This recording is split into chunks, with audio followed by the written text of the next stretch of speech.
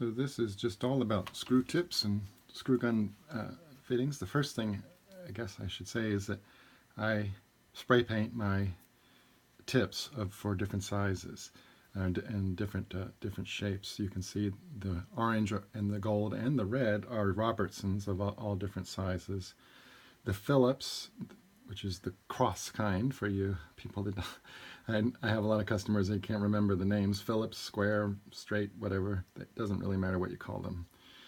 You can see they come in 3 different sizes. I painted them all yellow, and that is a little bit of a problem. I'm going to have to figure out, because I don't like to stare what's going to fit what screw. Sometimes you get a drywall screw, which one is going to fit? And I don't know. I don't like to be slowed down by these kinds of things. So I do different colors, and in fact they come in different colors.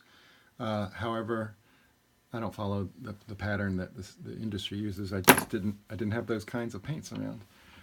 I guess the next main thing is the magnetic tip. This particular one is extremely strong magnet, and it will just hold so many screws all at once, and you can slide it out so that it has a very good grip. If you pull it back, the magnet isn't as strong. And that's why you don't really use these long bits with a magnet. It wouldn't make any sense. There's no magnetism at the tip. It's too far away. So that's what these short bits are very good for.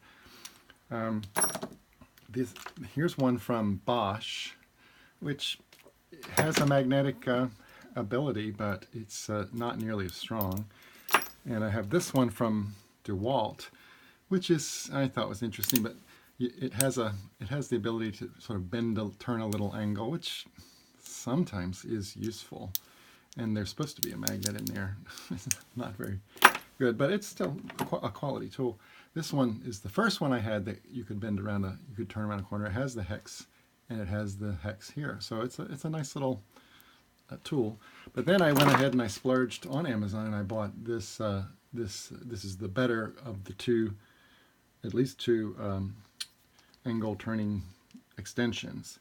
And look at that, you can go all the way around. It's got a handle here, it's got a locking thing here. This is a really great tool, and I'm glad I bought the expensive one. I didn't want to buy a cheap one twice. And these are just the spade bits. I keep them separately. I don't.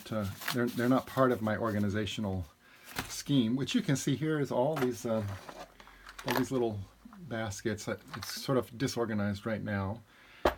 I guess the main thing that people remark about is that I take these type things that come with a set of screws, and I glue it right onto the edge of my drill.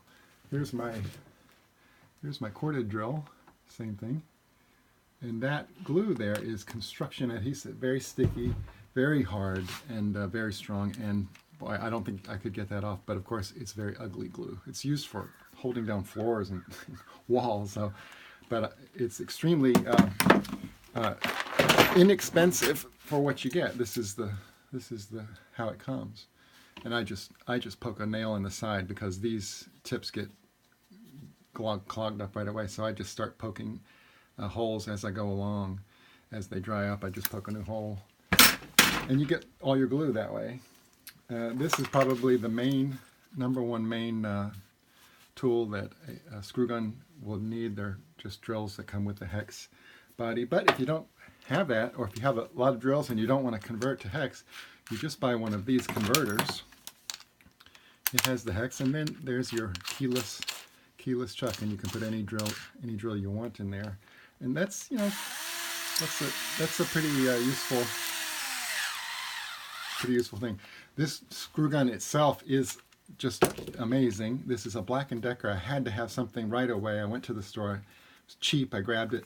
But wow, what a great battery it has in there. It outclasses all these other things from Home Depot, and they call them lithium batteries, but there's not much to them. And then I have I rarely use these. These are small sockets for a screw gun. Then you get into all these kinds of star-shaped things which have their own little names, and I don't even know those names. Let's see if I can get a big one.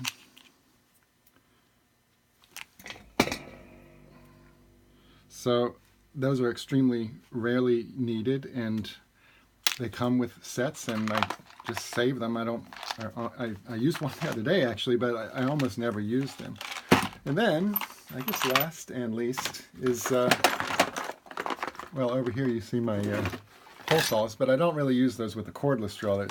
And they need a chuck rather than they don't have any hex bits. And this is my grandfather's old set of various types of drills and rasps and files, and you can see this one should have been in the trash a long time ago, but I could probably save that somehow, and I just can't let them go there. Here's a metal file, still very useful after probably 50 years. And then other than that, I use this organizer from DeWalt again.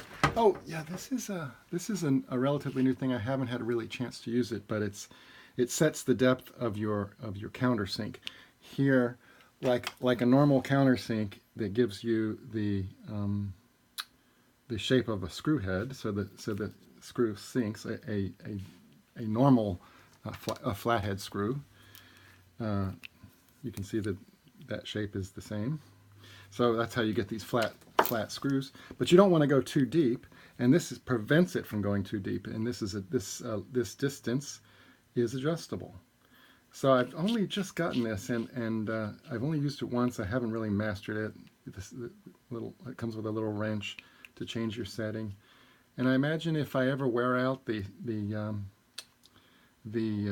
sharpness of the countersink itself, I probably could just replace that. I don't know. And they also come for drywall screws when you're putting up drywall, but it goes in only so far, and then your screw goes right in flat. Okay, that's it. I hope it's not too long. Thanks for watching.